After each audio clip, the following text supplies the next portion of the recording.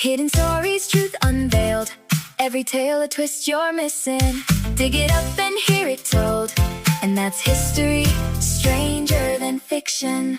History, Stranger Than Fiction. Episode 1, The Rock Island Bridge. Summer, 1984. I was 13 years old. My brothers were 11 and 6. We were driving from Washington State to Georgia for a family reunion. It would be a road trip I would remember for the rest of my life. And if you've ever done a trip like that, you know the feeling. You stare out the window for hours, watching mile after mile whiz by. Somehow it feels exciting and exhausting at the same time. Every trip like that seems to have a soundtrack too. That summer, this trip, it was on AM radio. Paul Harvey, The Rest of the Story. And of course, Willie Nelson and On the Road Again. We made our own fun where we could. In between the naps and games of I Spy, we stopped at every Dairy Queen we passed. We were collecting those little Major League Baseball batting helmets from Dairy Queen. If you're old enough, you know exactly what I'm talking about. Little plastic helmets, sundae inside, chocolate, strawberry, or caramel. I always got caramel. We ate a lot of ice cream on that trip. And somehow, we got all of them. Every team, my favorite was the Detroit Tigers, because I liked the Magnum P.I. show, and he wore a Tigers cap. My brother Dave still has them. But not every stop on that trip was soft serve and souvenirs. At one point, somewhere off Interstate 90, we pulled over at a place that felt haunted. The Little Bighorn battlefield, what was then called Custer National Monument. Now, if you know the story, you probably know the broad outline. June 25th, 1876, the 7th Cavalry, led by George Armstrong Custer, runs into a Lakota and Cheyenne force. It's the biggest force of Native warriors to ever do battle with the U.S. Army. For the soldiers and the Lakota, the battle is catastrophic. Custer and the men with him are wiped out. For the Lakota, it's a Pyrrhic victory. Within 20 years, their traditional ways of life would be over. They would find themselves starving, freezing to death, and barely getting by on threadbare reservations. But standing there as a kid in 1984, it didn't feel like a story. It felt real. It felt sad. As I walked the battlefield, the wind seemed to whisper in my ear. Remember. I remember the wind. I remember the quiet. And I remember those white marble markers spread across the ground, each one marking where a U.S. soldier fell. And even as a kid, you could feel that this place carried weight. What I didn't understand then, what I couldn't have understood at 13, was how much of the story I wasn't seeing. Today, there are also red granite markers there, honoring Lakota and Cheyenne warriors who died in the battle. But back then, that part of the story wasn't nearly as visible, and honestly, that matters. After the battle, soldiers under General Terry, along with survivors from what we now call the Reno-Benteen fight, spent 3 days burying the dead where they found them. Not in a formal cemetery, not in rows, right where they fell. Officers, Custer included, were given crude markers. Most enlisted men were simply covered with dirt and brush. A year later, under pressure from the families, the Army returned. They exhumed many of the officers. Custer was reburied at West Point. Most of the others were buried at Fort Leavenworth, Kansas. Even then, peace eluded the dead. The graves were too shallow. Erosion and predators, wolves, coyotes, exposed and scattered the remains. The horses weren't buried at all. For a time, the battlefield became something almost impossible to imagine now, a field of bones. In 1890, another burial detail returned. This time, they gathered what remained of many of the enlisted soldiers and buried them together in a mass grave on Last Stand Hill, the same place where Custer himself had first been laid to rest.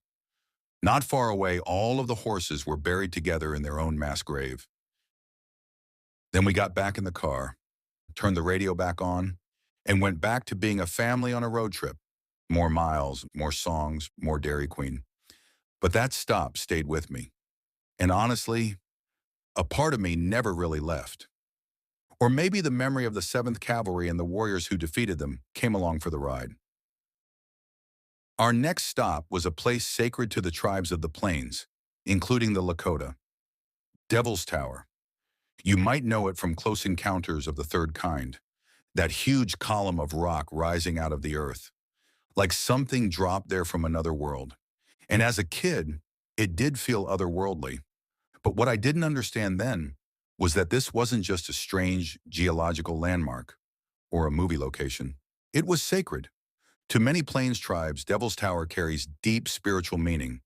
It's connected to stories of bears, to prayer, to the presence of something greater. Looking back now, I wish I had known more, because if I had, I think I would have understood something important sooner. Places like Little Bighorn and Devil's Tower aren't just sites on a map. They're part of a much bigger story. And if you want to understand that story, really understand it, you have to go back, not just to 1876, but much earlier, almost 20 years earlier, and nearly 1,000 miles to the east, along the Mississippi River. That's where this starts to get strange, because the chain of events that leads toward Little Bighorn doesn't begin with Custer leading his men out from Fort Abraham Lincoln. It begins with something that sounds almost too small to matter: a traffic accident, a lawsuit, and a bridge. And if that sounds like too small a thing to reshape history, well, that's kind of the point, because what we're really talking about here is the butterfly effect. And I know that phrase gets thrown around a lot, but in this case, it really fits. The idea that one small event, something that seems local, isolated, maybe even forgettable, can set off a chain reaction that reaches much farther than anyone could have imagined. Meteorologist Edward Lorenz gave us the famous image. A small butterfly gently flapping its wings in Brazil ultimately triggers a tornado in Texas. And history is filled with moments like these. Moments where something small happens and the consequences just keep unfolding. And in this case, on the banks of the Mississippi River, one accident and one court case help open the West in ways that will reshape the plains forever. April 1st, 1856. A group of engineers stood quietly, looking at something remarkable: the Rock Island Railroad Bridge, the first bridge ever built across the Mississippi, connecting Rock Island, Illinois to Davenport, Iowa. And that may not sound dramatic at first, but it was, because for centuries the Mississippi had been a barrier. A highway, yes, but also a boundary. It divided east from west, and now for the first time that barrier had been crossed by rail. That matters more than it might seem, because this bridge wasn't just steel and timber, it was a signal that westward expansion was about to accelerate. Hard. The railroads would eventually cut travel times. From months to days, they'd slash transportation costs. They'd open migration routes at a scale the plains had never seen. And with that would come settlers, farms, ranches, boomtowns, and the slaughter of millions of buffalo. And eventually, war. So no, this wasn't just another bridge. It was an omen, built with more than 220,000 pounds of cast iron, 400,000 pounds of wrought iron, and over 1,000,000 feet of timber. It stood there like a declaration. The future was coming, whether everyone wanted it or not. 20 days later, on April 21st, it was time to test it. And people were nervous, because this wasn't theoretical anymore. Now they were going to run a locomotive across it. A single engine first, the Des Moines. Slowly, carefully, every creak mattered. Every foot of track mattered, and the bridge held. So the next day they pushed it further. 3 locomotives, 8 passenger cars, a full crossing, and when it made it safely to the other side, people cheered. Church bells rang out from both sides of the river. To a lot of people, that must have felt like the future arriving in real time. But not everybody saw it that way. Because for the steamboat industry, this bridge wasn't progress. It was a threat. Before railroads, the rivers ruled. That's easy to forget now. Commerce moved north and south, not east and west. The Mississippi, the Missouri. These were the great highways of the country, not for cars, for steamboats. They carried cotton, timber, mail, passengers, opportunity. If you wanted to move west or move goods, you moved by river. And at the center of that world were the pilots, men who knew every bend, every sandbar, every hidden danger in the current. Among them was a young Samuel Clemens, better known to us as Mark Twain. In the 1850s, he learned to pilot steamboats on the Mississippi and the Missouri. And if you've ever read Twain, you can feel how much he loved that world.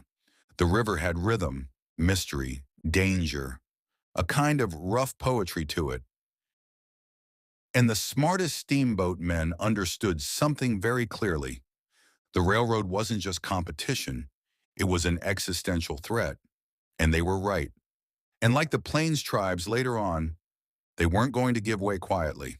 Just 15 days after the bridge opened, May 6th, 1856, a steamboat called the Effie Afton was heading upriver, trying to make the narrow draw through the bridge.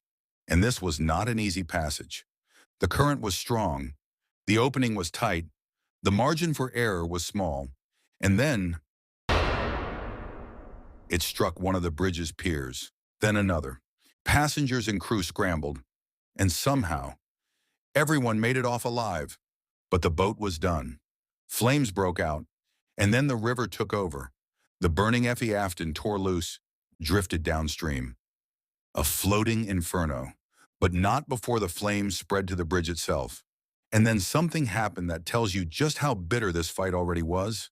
The steamboats nearby, tied up at Rock Island and Davenport, started blowing their whistles, not in alarm, in celebration.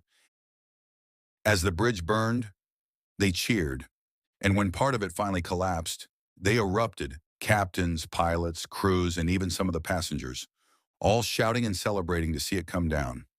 One newspaper later said it sounded like a vast menagerie of elephants and hippopotamuses howling with rage. But the fight wasn't over, it was just moving. From the river to the courtroom. The owners of the Effie Afton sued the railroad bridge company, and their argument was blunt. The bridge was illegal, not just flawed, illegal, because under Illinois law, the company had the right to build the bridge, but only if it did not materially obstruct the free navigation of the river. And according to the plaintiffs, that's exactly what it did. Their claim was that the bridge's design, especially one of the key piers, created dangerous currents, cross currents, eddies, unpredictable water movement. That made the draw unsafe. And if that was true, then the bridge hadn't just caused an accident. It had violated the law. And if you zoom out a little, you can see why this case mattered so much. This wasn't really about one boat or even one bridge. It was a fight over what kind of country America was becoming. Would the future belong to the rivers or to the rails? Would commerce keep flowing north and south, or would the country begin pulling itself west? That was the real argument, and people knew it. One paper called it one of the most important cases ever to come before the courts. And they weren't wrong, because behind the Western Railroad involved in this bridge was a man named Thomas Durant. If you've seen the television show Hell on Wheels, you know exactly what he was. Ambitious, aggressive, completely uninterested in losing. Durant understood exactly what was at stake here. If the plaintiffs won, it could cripple the railroad effort.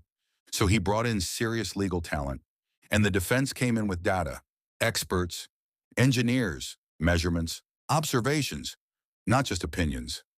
They dropped weighted floats into the river upstream, tracked the current, studied the draw, and argued that the bridge had not created dangerous cross currents at all. In their view, the river was navigable, the bridge was sound, and the accident was not the bridge's fault. And one of the witnesses they brought in? John Deere. Yes, that John Deere, a plow manufacturer, not a river pilot, not a navigation expert, but a man who knew the river and had watched it closely.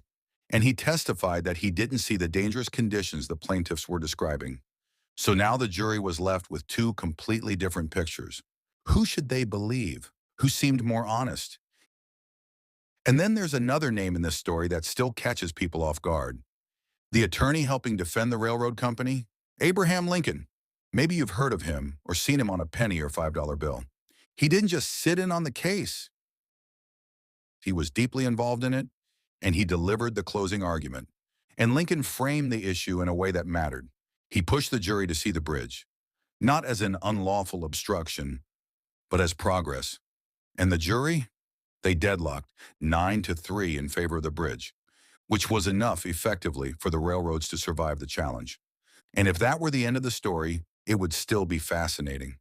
But it isn't, because this is one of those moments in history where the ripple keeps going. The bridge stands, rail expansion continues. The West opens faster, migration accelerates. That's what makes this story so strange, and honestly, so unsettling, because the collapse of a world doesn't always begin with one obvious decision. Sometimes it begins with something small. Construction of a bridge on a site surveyed way back in 1837. The engineer who surveyed the site was a young lieutenant named Robert Edward Lee. During the trial, the sitting Secretary of War, a gentleman from the state of Mississippi with strong ties to the steamboat industry, tried to stop the construction of the bridge. His name, Jefferson Davis, the future president of the Confederacy. That's how history can be stranger than fiction. Next time, we'll follow another moment that sounds almost absurd at first, a runaway cow, and how that incident helps ignite a chain of violence that runs through the Lakota Wars, past Little Bighorn, and toward Wounded Knee.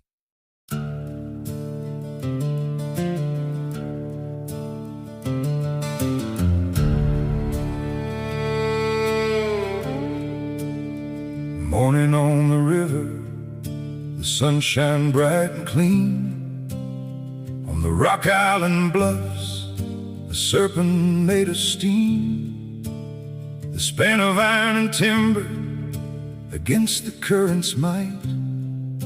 A promise cast in lattice work, tame and restless tide. Boilers clang on water, paddle wheels splash in time. The steamer Effie Afton cutting through the brine, loaded down with cotton, gunning for the draw, heedless of the danger, no shadow of the law. Smoke on the river and ashes in the sky, desperation, river rage, the old ways on the line. Men cried mercy when timber split in two. Mighty Mississippi, a tale of woe and doom. When she struck the pier, everybody smiled. Steam and sparks erupted like lava running wild. Flames climbed the structure, carried by the wind. Months of toil turned to ash with a dancer's spin. They leapt along railings as burning timbers fell. A cheering river gang who knew the bridge too well. Elephants and hippos, so the papers wrote, laughing at the ruin from the safety of their boats. Smoke on the river and ashes in the sky, desperation, river rage, the old ways on the line. Men cried mercy when timber split in two. Mighty Mississippi, a tale of woe and doom. In the Windy City, the arguments were made. River rights, iron roads, evidence displayed.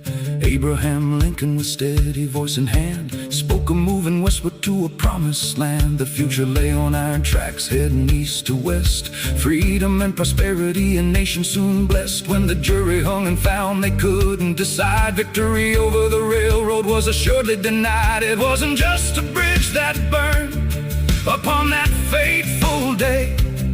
It was how a nation chose which road would lead the way. Smoke on the river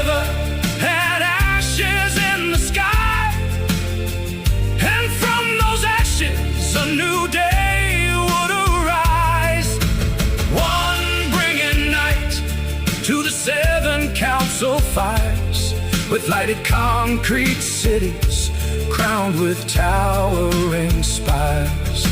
Smoke on the river, a nation in the flames, every loss a blade of grass, every spark a cry and shame. From the mighty Mississippi, a tale of woe and doom. Smoke on the water, steel on the land, a nation built between them by a restless hand.